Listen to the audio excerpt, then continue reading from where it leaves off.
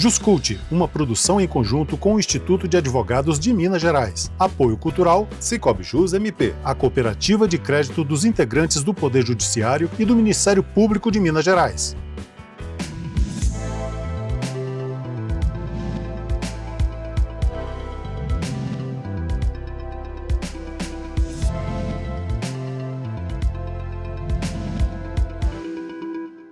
Olá, sejam todos muito bem-vindos ao Cultura Geral. É sempre um prazer fazer o Cultura Geral aqui na TV Banquete, na Rádio Cultura de Curitiba, e com essa pauta que a gente tem aqui do Justalk, do Juscult, aliás, está com o talk na cabeça, Juscult, que é uma parceria entre o Instituto dos Advogados de Minas Gerais e o Cultura Geral, a TV Banqueta também, para a gente poder tratar, né, tecnicamente, dos assuntos que são pertinentes à sociedade brasileira, né? Os assuntos que estão sempre permeando a sociedade brasileira. E interessante, né? Nesse momento que a gente está vivendo de desenvolvimento social, de políticas nacionais e internacionais, é muito importante que a gente discuta tecnicamente as questões extrativistas, de produção de conhecimento e etc., aqui tanto na TV, mas com esse cabedal intelectual que o Instituto dos Advogados nos traz. Instituto dos Advogados de Minas Gerais, o IAMG, na figura aí do Giancarlo, que é o presidente, né, e de toda a sua diretoria, e, obviamente, né, que o mais importante de todos, que são os seus associados. E a gente está recebendo aqui hoje o William Freire, que é representante lá membro, né, aliás, do Instituto dos Advogados de Minas Gerais, e especialista em direito minerário. William, seja muito bem-vindo, é um prazer te receber aqui. Obrigado. Eu acho que discutir esses assuntos, né, principalmente nas Minas Gerais, é muito, muito importante para todos nós. E vindo do Instituto, muito mais importante ainda, porque tecnicamente a gente consegue discutir, né, de forma mais clara e mais objetiva também a importância da mineração nas nossas vidas, né? Muito obrigado. Obrigado a você. Primeiro, falando do Instituto, o Instituto tem 110 anos. Ele é de 1915. Então, é um lugar de estudos profundos do direito, sabe? Então, tem uma tradição muito grande no estudo e na divulgação do direito. Pelo Instituto já passaram grandes nomes, sabe, da cultura jurídica brasileira. E, já que você falou de Minas Gerais, o Instituto dos Advogados de Minas Gerais tem um departamento de direito da mineração muito estruturado, sabe? Muito movimentado. Lá nós temos eventos, publicamos livros. Por quê? Se nós estamos em Minas Gerais, é o lugar certo para a gente ter um departamento de direito da mineração estruturado. Perfeito. Ô William, a mineração tem sido ao longo do tempo, né, objeto de não só de enriquecimento, de prosperidade, mas também de desafios, né? Como é que a gente pode pegar dentro de um panorama geral essa história, vamos dizer assim, da mineração? Sua colocação é muito interessante. Então eu vou começar falando da mineração ao longo da evolução do ser humano. Então nós temos a idade da pedra, a idade do bronze, a idade do cobre, tudo relacionado à mineração, porque foi assim que os povos se desenvolveram. Só para te dar um exemplo, quando os Estados Unidos foi descoberto, quem chegou lá, os Pilgrims, já encontraram índios que manuseavam o cobre, o estanho e já faziam bronze. Isso naquela época, não eram todos os índios americanos, né? Então, muitos historiadores consideram isso um dos fatores do adiantado desenvolvimento dos Estados Unidos. Por quê? Em vez deles correrem, dos imigrantes, correrem atrás do ouro, como aconteceu no Brasil, ouro e diamante, eles já foram atrás desses minerais necessários para o desenvolvimento do país. Muito interessante essa colocação. Se nós pensarmos também em relação ao Brasil, a história do Brasil está toda relacionada com a mineração. Primeiro, nós tivemos a busca do ouro, não é? Desde o início, quando os descobridores chegaram aqui, eles procuraram ouro. Mais tarde, descobriram diamantes, muito diamantes. Só para você ter uma ideia, há registros de exportação regular de diamantes, ou seja, aquela que foi contabilizada de 3 milhões de quilates. É muito diamante para aquela época, sabe? Então, isso nessa fase colonial. E depois da Evolução Industrial, o Brasil também continuou sendo protagonista. E hoje, se você pensar, por exemplo, na balança comercial brasileira, a balança comercial brasileira só é positiva em função da mineração e do agronegócio. Mineração e agronegócio são responsáveis por 90% da balança comercial positiva brasileira. Detalhe, se nós pensarmos que a produtividade do agronegócio só ocorre em função ou em razão dos fertilizantes minerais, então isso mostra a importância desse conjunto de agronegócio, mineração e a mineração para o desenvolvimento do país. Como que a gente pode pensar em enxergar o Brasil como uma potência minerária mundial? Olha, sua pergunta é interessante e não é de fácil resposta. Primeiro, porque quando nós falamos em potência mineral, nós temos que analisar alguns fatores. Primeiro, uma geodiversidade, ou seja, uma quantidade de minerais para serem aproveitados e possibilidade de ainda serem localizadas minas de classe mundial, como é Carajás, por exemplo, como é o nióbio de Araxá. Isso hoje está cada vez mais raro. Com parentes que dizem, os geólogos, os engenheiros de Minas, que essas minas de classe mundial hoje são na Amazônia. Não é? Então, é uma questão... Falar de Amazônia e mineração é um assunto à parte. O segundo ponto, ou seja, o Brasil tem essa geodiversidade. Qual é o segundo ponto necessário, ou o segundo aspecto necessário para desenvolver isso? A política mineral. Por quê? Não adianta você ter os recursos minerais se você não tem uma política mineral adequada para desenvolver isso. Terceiro aspecto, a necessidade, o elemento econômico que faz o país entender que essa riqueza mineral deve ser aproveitada. Principalmente no caso do Brasil, em que nós temos um déficit um débito social muito grande. Né? Nós ainda temos uma escala de pobreza da nossa população enorme. Eu entendo com muita convicção de que nós não podemos perder essa oportunidade de desenvolver isso. Dando sequência aí nessa pergunta sua, que ela é bem interessante, o fato é que, apesar desse potencial geológico do Brasil, nós não desenvolvemos uma consciência mineral e, em consequência disso, nós não desenvolvemos uma política mineral adequada para aproveitar esses recursos minerais.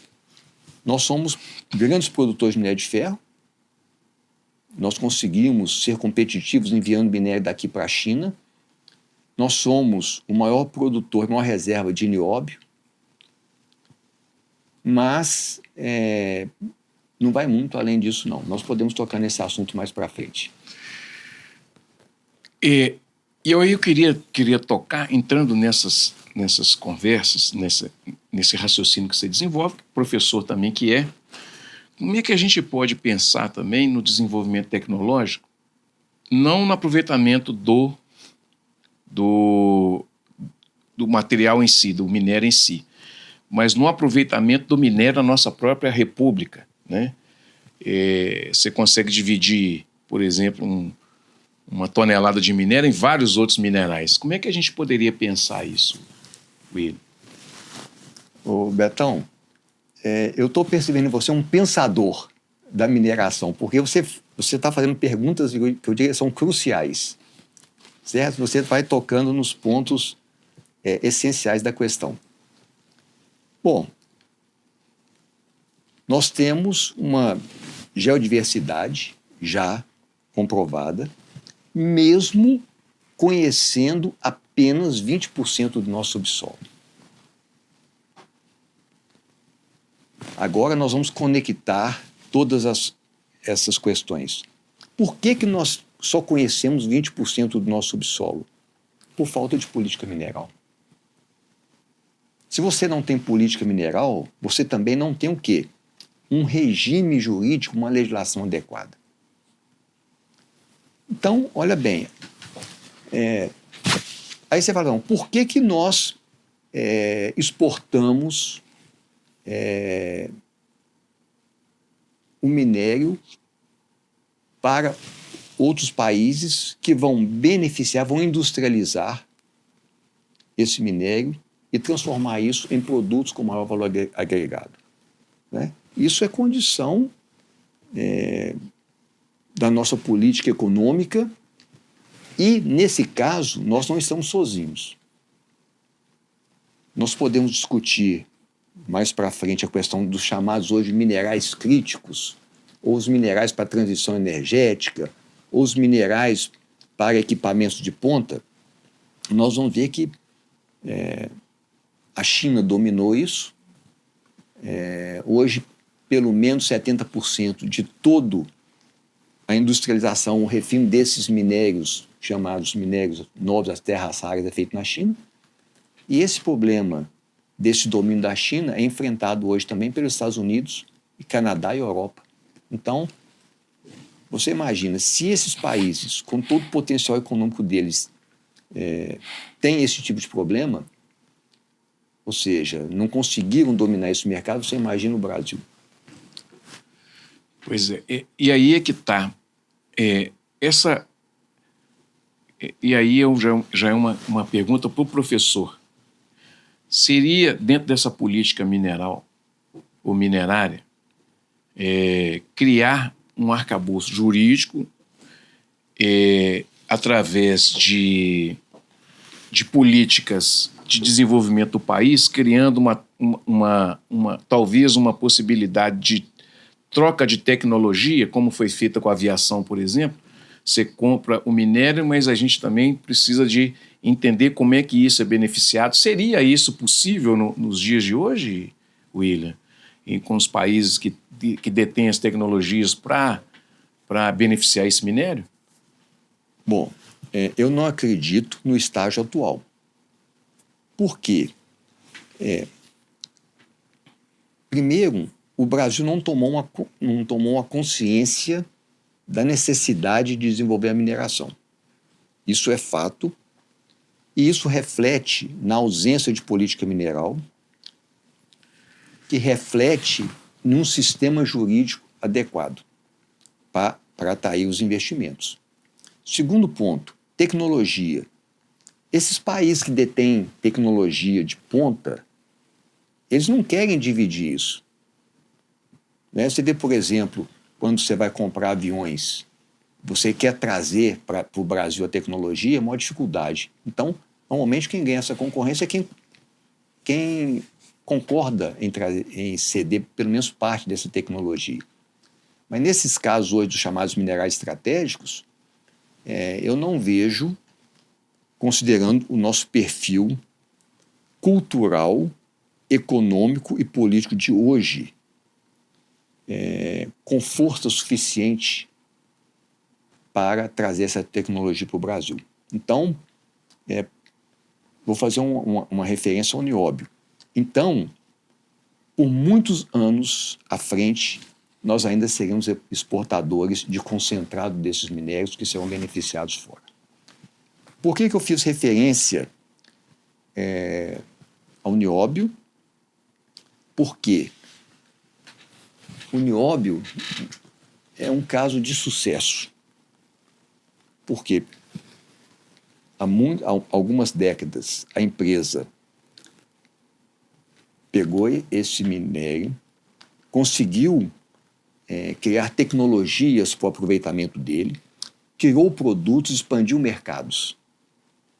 É um case de sucesso absoluto. Em relação ao minério de ferro, por que em vez de vender minério de ferro, nós não vendemos aço? Questão de mercado. Hoje o mundo está inundado de aço. Então você não adianta fazer mais uma siderúrgica aqui. Tá certo? Porque tem questões de custo trabalhista, custo do Brasil, logística, tem um monte de coisa. Não é assim, eu vou abrir uma siderúrgica. Se você vai produzir num mercado que já tem boa parte da sua siderurgia ociosa. Entendeu? Então, a China quer comprar um minério de ferro. Ela não quer comprar aço, porque ela, inclusive lá também já tem excedente de aço. Então, ela não quer comprar aço, ela quer comprar minério de ferro. Você não vai vender minério de ferro, se você não pode fazer o aço aqui, é complexo, sabe? E só um detalhe, você não tem como guardar o minério de ferro para explorar depois. A gente nem sabe se daqui a 100 anos se terão outros outros materiais substituindo o minério de ferro. A gente nem sabe, né? E aí outra pergunta para o professor. Os alunos, tanto do direito, essencialmente do direito, né, que estão aí, que agora você tem o direito minerário, ele está junto com a ambiental também em alguns casos, e também, às vezes, com o urbanismo, né, com o direito urbano. Como que pensa isso tudo, William? Porque a mineração, esses novos advogados, esses novos operadores do direito que vêm aí, e aí operador, você pode ter promotores, pode ter juiz, pode ter advogado, né? O Instituto é um exemplo clássico disso, né? Que formou muita gente, né? E muita gente em todas as áreas do campo do direito. Esses pensadores que estão vindo agora, principalmente no campo do direito, e que quer atuar, ou que está pensando em atuar no direito minerário, qual é a orientação que esses alunos e essas pessoas precisam ter? Primeira coisa que nós precisamos conversar e ser firmes é o seguinte: o direito da mineração, a mineração, está sempre associada ao desenvolvimento sustentável. Ponto. Quando nós falamos em mineração organizada ou mineração pura e simples, nós estamos nos referindo à mineração organizada. A mineração que tem todas as licenças, tem os consentimentos da Agência Nacional de Mineração, tem as licenças ambientais. Um grande problema que nós temos hoje é uma tentativa de associar a extração ilegal, que não é mineração, à mineração organizada. E aí há diversos fatores que justificariam essa tentativa de associação, né? Interesse das ONGs, muita mídia. Então, essa associação ela é indevida, porque a mineração organizada, hoje no Brasil, nós temos padrões internacionais de qualidade e de sustentabilidade, sabe? Muitas referências de coisas bem feitas. Agora, realmente a extração irregular é um problema que precisa ser combatido, né? Mas aqui nós estamos falando de mineração, não estamos falando aqui de outras pendências, de ilegalidades, tá certo? Nós não gostamos disso. Uma pergunta que me veio à cabeça, e você tocou nesse assunto que é importantíssimo para todos nós, é sobre o perfil da mineração brasileira. Eu acho que isso é um questionamento muito importante nesse sentido. Qual é o perfil da mineração brasileira e como que a gente pode pensar de fato a mineração brasileira para que a gente consiga expandir também esse olhar? Quando nós falamos em mineração brasileira, normalmente as pessoas não têm ideia. Primeiro, quando fala em mineração, muitos ainda associam aquela mineração rudimentar, entendeu? Que, graças a Deus, na mineração organizada, isso está cada dia sumindo. Essa é a verdade. Por quê? A fiscalização é enorme. Os requisitos são enormes. A legislação ambiental brasileira é muito rígida. Então, mais uma vez, vamos separar esses clandestinos e vamos tratar da mineração séria. Só que, quando você fala em mineração brasileira, nós temos cerca de 7 mil empresas de mineração no Brasil. Dessas 7 mil, as 200 maiores empresas de mineração são responsáveis por cerca de 88% da produção mineral. Então, nós estamos falando que nós temos 6.800 empresas que são responsáveis por 12% da produção mineral. Então, são pequenas, médias empresas, microempresas, que quando a gente vê o panorama da mineração brasileira, na verdade, elas estão focando nessas 200 ou nessas 100 empresas. E aí, quando nós falamos em política mineral, a necessidade, nós temos política mineral adequada para o perfil da mineração brasileira. Por quê? O pequeno minerador, ele precisa de uma política mineral adequada para as necessidades dele. Necessidades de financiamento, necessidades de regularização ambiental, produção, comércio, essas coisas, né? Quando a gente ainda fala do perfil da mineração brasileira, nós podemos distinguir também os minérios que são usados na construção civil, que são aqueles minerados próximos aos centros consumidores. É um outro perfil de mineração, porque esses minérios, em função da composição do custo, mais da metade do custo desse minério é transporte. Então, você não pode jogar a produção desse minério para 300 km de distância no centro consumidor, né? Um outro ponto, dentro dessas 200 empresas de mineração, que são responsáveis por 88% da produção mineral, 60% é minério de ferro, né? Depois seguido pelo ouro, aí vem cobre, outras coisas, mas essencialmente a produção mineral brasileira, ela vem do minério de ferro. E aí, como é que a gente pensa a responsabilidade das grandes corporações, das empresas sérias nesse país, quando fala de mineração?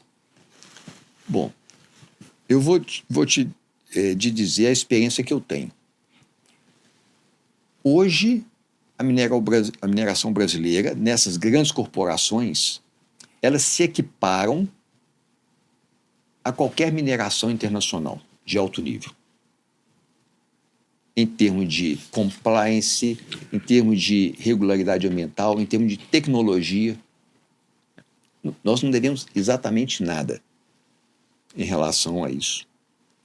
O que nós precisamos, no meu entendimento, é criarmos uma condição de política mineral para esse outro segmento. Porque esse grupo de empresas grandes, a única coisa que elas querem é que não sejam atrapalhadas.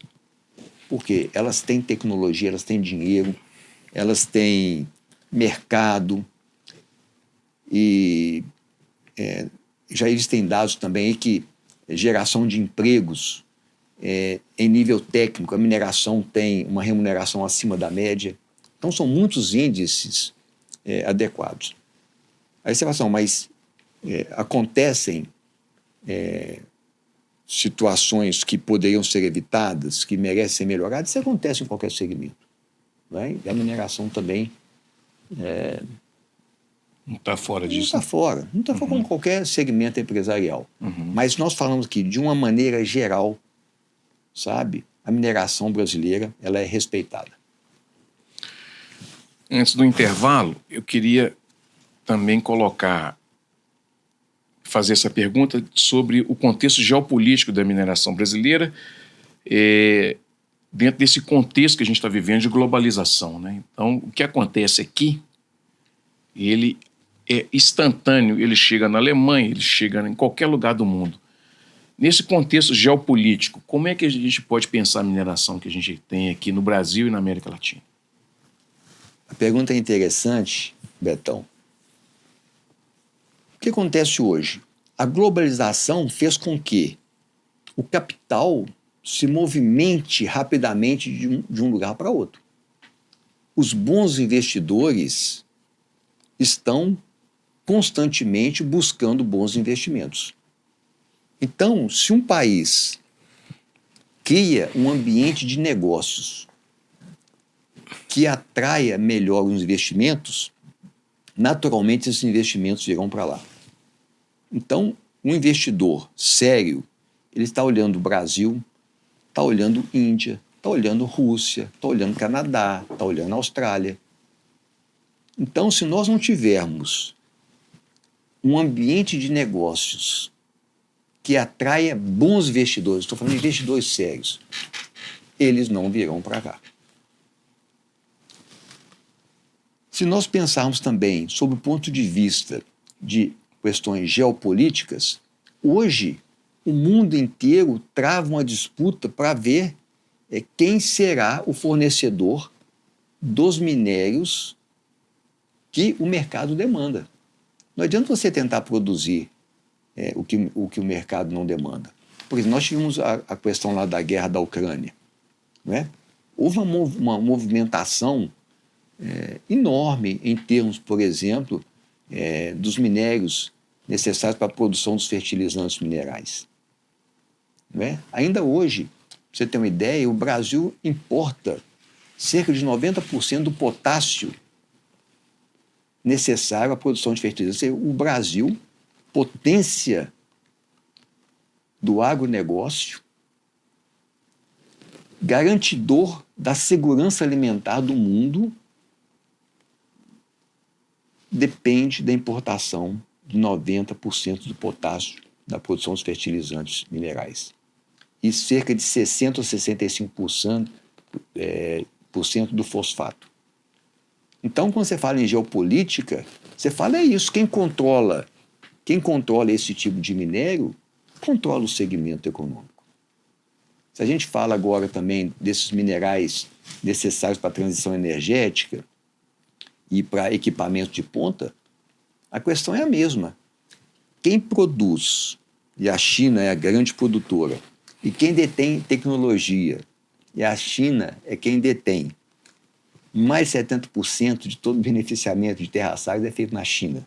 A China está, no mínimo, 40 anos adiante ou além dos Estados Unidos e da Europa.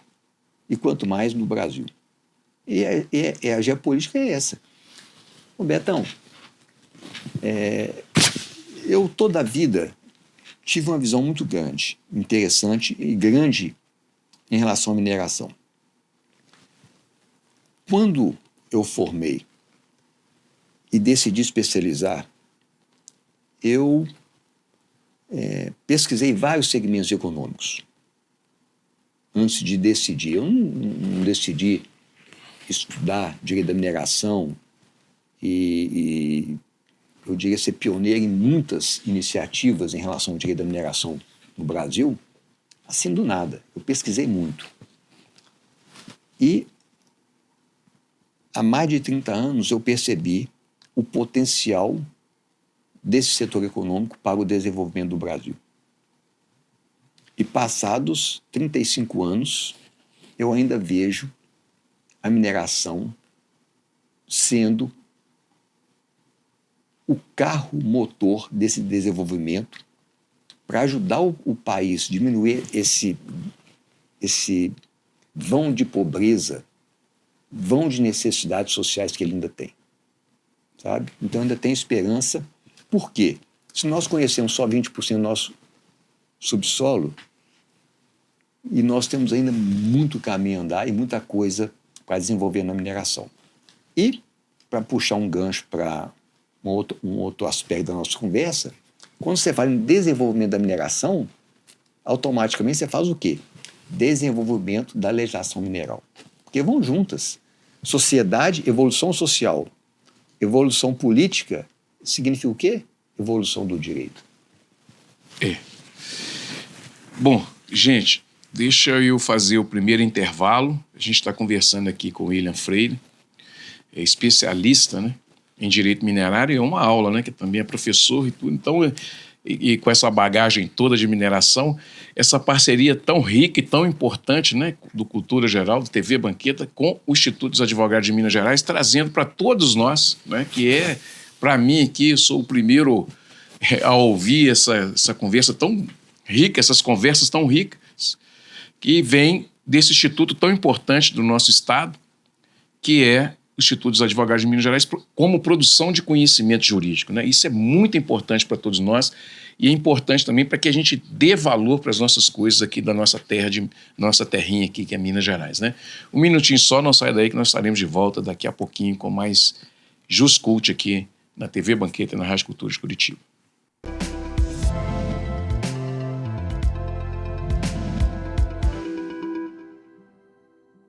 Dengue, zika, chikungunya e febre amarela urbana são doenças transmitidas por um mosquitinho, o Aedes aegypti. Contra ele, a prevenção é a melhor solução. Vamos eliminar os focos de água parada nos vasos de plantas, nos pneus, nos recipientes abertos. E um repelente é sempre bom.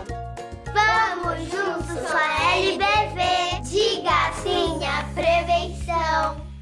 Apoio TV Banqueta.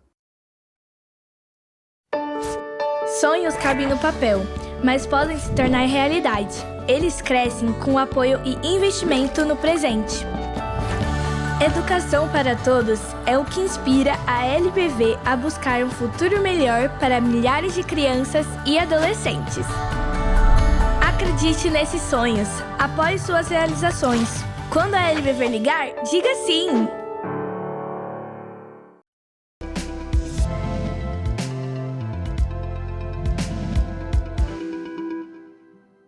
Bom, de volta aqui com o Cultura Geral, o JusCult, né, da TV Banqueta na Rádio Cultura de Curitiba, em parceria com o Instituto dos Advogados de Minas Gerais, na produção do conhecimento jurídico, né? E não só na produção, o Instituto com a produção e a gente com a divulgação. Eu acho que é esse grande trunfo que a gente trouxe aqui para a gente poder conversar sobre esses assuntos.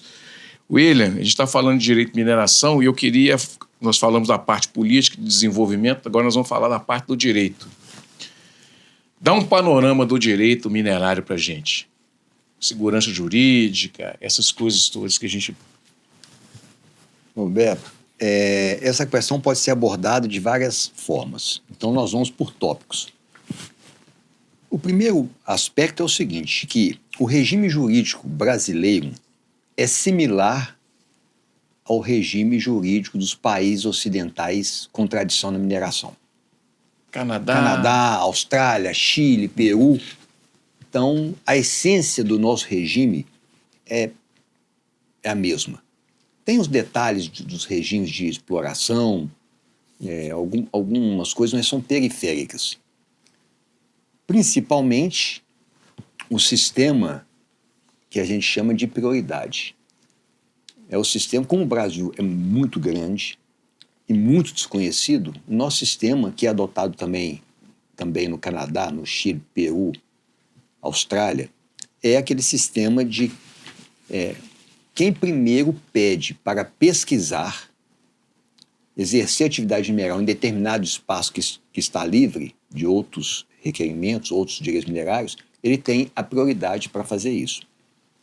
Então é assim que funciona o principal sistema de acesso aos recursos minerais. Nós temos outros regimes também, um específico para substância de emprego imediato na construção civil, nós temos as permissões de lavra garimpeira, temos regime de monopólio, mas basicamente 90% de toda a produção mineral brasileira é feita no regime de autorização-concessão, como ocorre em outros países. No primeiro bloco, nós falamos de uma questão interessante que, no meu ponto de vista, o Brasil ainda não atentou, o Brasil como sociedade, e para os seus representantes políticos ainda não atentou para o potencial que a mineração tem para auxiliar no desenvolvimento do país e, se não erradicar a pobreza, mas minimizar essa pobreza que nós temos aqui. Que é o desejo de todos os países, é aproveitar seus recursos naturais, suas potencialidades, não é? E utilizar isso em benefício social. O país tem vocação turística, o país tem vocação para produção industrial, e nós temos um potencial de fazer isso com a mineração. Vou te dar um exemplo dos reflexos da ausência de política mineral no regime jurídico. A Constituição, que é de 1988, dispõe que mineração em terras indígenas será regulada pelo Congresso Nacional. Passadas mais de 3 décadas, essa regulação ainda não foi feita. Então, não existe um mínimo de justificativa para que um assunto de tamanha importância não tenha sido regulado ainda pelo Congresso Nacional. E qual a consequência disso? Falta de regulação inibe investimento, falta de regulação estimula atividades clandestinas, falta de regulação não desenvolve um ambiente adequado de atração de investimentos. Não é? Então, é um tipo de coisa que não tem justificativa. Mesmo assim, nós temos alguns princípios no direito da mineração muito interessantes que funcionam. Qual que é o primeiro deles? É que a mineração tem que ser desenvolvida no interesse nacional. O que significa interesse nacional? O interesse do seu povo. Não é? Isso, inclusive, é uma barreira interessante contra tentativas externas por interesses econômicos de impedir ou atrasar o desenvolvimento da mineração brasileira. Mineração tem que ser desenvolvida no interesse nacional. Segundo princípio importante para a mineração: a mineração deve ser exercida de forma ambientalmente sustentável. Isso está na Constituição, isso não é invenção de nada. Terceiro, importante, a mineração é considerada por lei como uma atividade de utilidade pública, diferente do que acontece em outros países, como os Estados Unidos, por exemplo, que lá não é, sabe? E a mineração, sendo considerada atividade de utilidade pública, ela cria situações jurídicas que facilitam a mineração. Não é? Por exemplo, ingresso em imóvel de terceiro, por quê? O que é de utilidade pública? Construir uma rodovia é de utilidade pública. Construir um hospital é de utilidade pública. Construir um aeroporto é de utilidade pública. E um porto é de utilidade pública. E a mineração também, na mesma lei, que dá esse status de utilidade pública para essas outras atividades, também inclui a mineração. Então, nós temos esses elementos estruturais no direito da mineração muito interessantes que mostram para o investidor que aqui é um ambiente seguro para ele investir. Não é só o Brasil que tem... Hoje, se você analisa o que acontece no direito internacional, todos os países tentam passar a mesma mensagem. Venham investir conosco porque nós temos um ambiente de negócios seguro para o seu investimento. Tanto assim é que hoje não, já, mas tem mais divulgado, é que do direito da mineração você extrai um princípio jurídico relevante, que é o princípio da segurança jurídica. toda a estrutura do Código de Mineração, desde 67, quando ele foi publicado, está estruturado em termos de mostrar para o investidor que aqui ele terá um ambiente seguro para fazer seu investimento. Não é?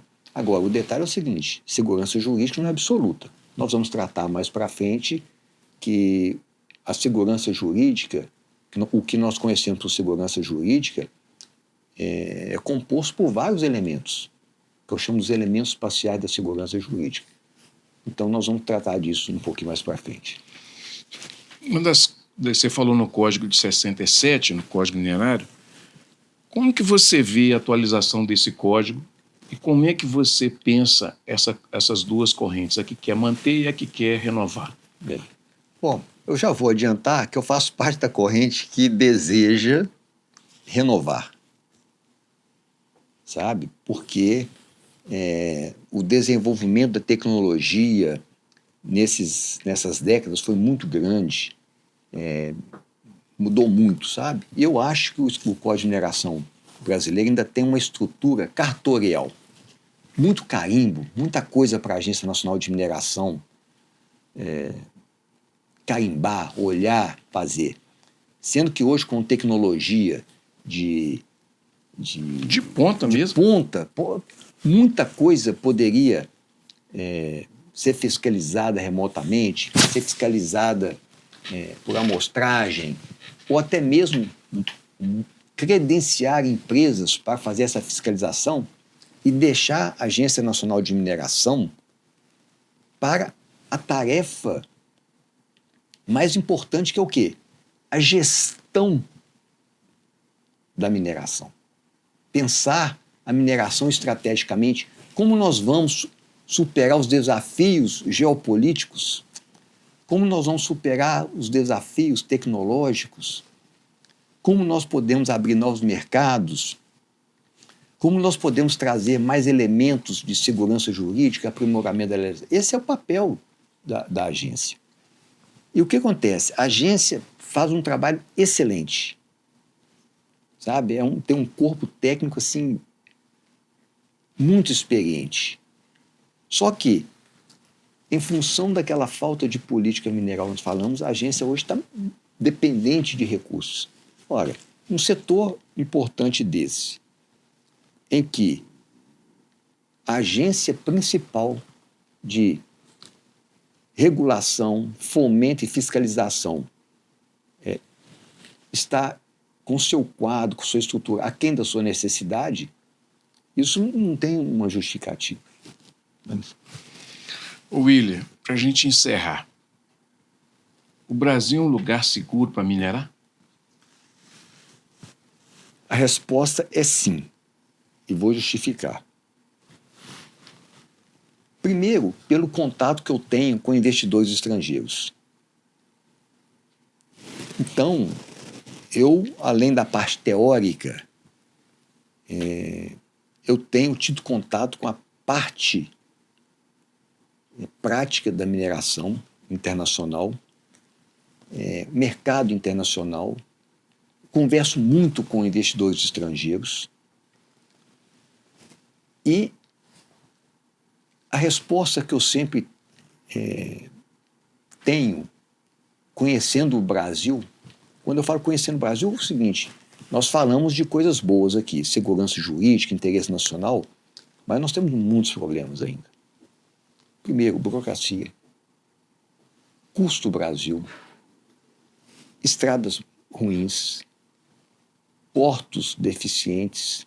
Isso tudo vai encarecendo a produção, aumentando o desafio. Carga tributária violentíssima. Nós temos uma carga tributária aí, da mineração hoje de 32%. Sabe? Então são muitos obstáculos. Então, quando eu faço essa pergunta e converso com esses investidores do mundo inteiro, sabe? Perguntando o que eles acham, eles fazem: olha, o Brasil ainda é muito atrativo para investidores sérios. Sabe? Porque eles entendem, por exemplo, nós não temos tradição do que é chamado creeping expropriation, que são aquelas tomadas hostis de direito minerário que você vê na África todo dia. Um caso que entrou o governo e cassou a licença do outro. Aqui você não tem isso. Nós não tem isso na história do direito da mineração um caso desse. E isso é muito bem visto pelos investidores, sabe? Aí quando nós falamos dos elementos parciais da segurança jurídica, que é política mineral, que é deficiente, qualidade e agilidade do órgão da mineração, que se mantém graças a um corpo técnico muito bom, com todas as dificuldades de estrutura. A Agência Nacional de Mineração presta um serviço excelente. Qualidade dos órgãos ambientais, qualidade da legislação mineral. E aí eu volto àquela questão que você falou do código. Qual é a questão? Eu sou favorável e tem uma corrente que fala que não vamos mexer nesse código, porque é um código que já perdura mais de 35 anos, nós já entendemos como ele funciona, então melhor não mexer. Eu entendo quem propõe isso, né? Quem propõe, vou explicar o porquê. É o seguinte, em função de uma desconfiança que o setor jurídico, que a comunidade jurídica tem na possibilidade e capacidade do Congresso Nacional fazer coisa melhor. O receio da comunidade jurídica é o seguinte, você põe para andar um projeto de lei tentando melhorar e a chance de sair pior existe. Sabe? Então, por isso é que eu, academicamente, defendo a necessidade de aprimoramento desse código. Muita coisa boa para ser feita, sem querer reinventar a roda, aproveitar o que já existe de bom. Sem querer criar... países, inventar nada, sabe? Então, eu entendo bem essa corrente, respeito, mas tal como eu tinha aquela ideia há 35 anos, eu ainda mantenho, sabe? A mineração... Você é apaixonado, né? Eu gosto. Você é apaixonado. Agora... Betão, foi amor à primeira vista. A jurisprudência pode ajudar? Por exemplo, se a gente não consegue reformular, se você for pegar essa corrente e não reformula, a jurisprudência poderia nos ajudar nesse sentido, ajudar essa corrente, que às vezes você pode jurisprudencialmente ir melhorando também nas decisões, né? Olha, eu não acredito, sabe? É um assunto muito específico. De maneira geral, os tribunais não entendem desse assunto. As decisões são conservadoras. Não, e o seguinte, é um assunto muito especializado. Então, chega um assunto desse em que o magistrado tem que estar com 3 mil processos diferentes, sabe? É um assunto que requer muita sensibilidade. Muita massa cinzenta. Né? Eu penso que o ideal é nós resolvermos isso, até porque resolvermos isso por nós mesmos. Ou seja, conseguir gradativamente aprimorar a mineração. Já existe uma frente parlamentar da mineração também bem atuante, sabe? Por isso que eu sou otimista em relação a essas coisas. Até porque, para o processo sair da primeira instância e chegar ao STJ, que seria uma instância unificadora, e em alguns casos até o STF, isso aí nós estamos falando de 15 anos. Sabe? A mineração, ela não pode esperar isso. Precisa de agilidade, tem que tomar decisões agora. Por quê?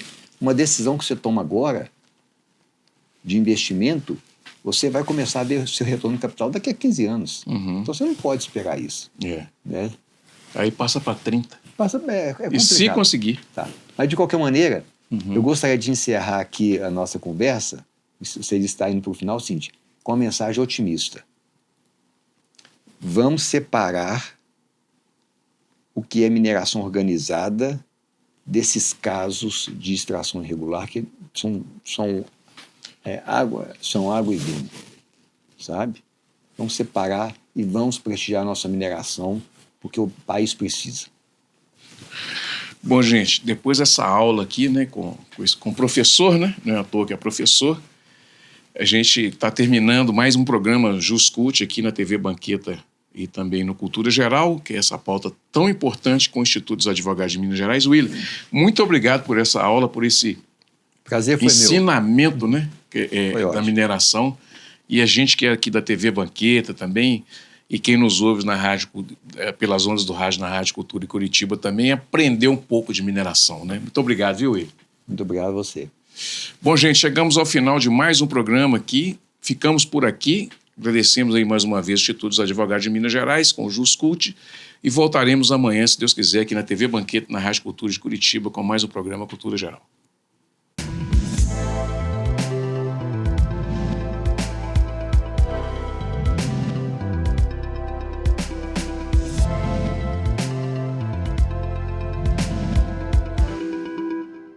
Juscult, uma produção em conjunto com o Instituto de Advogados de Minas Gerais. Apoio cultural, Cicobi Jus MP, a cooperativa de crédito dos integrantes do Poder Judiciário e do Ministério Público de Minas Gerais.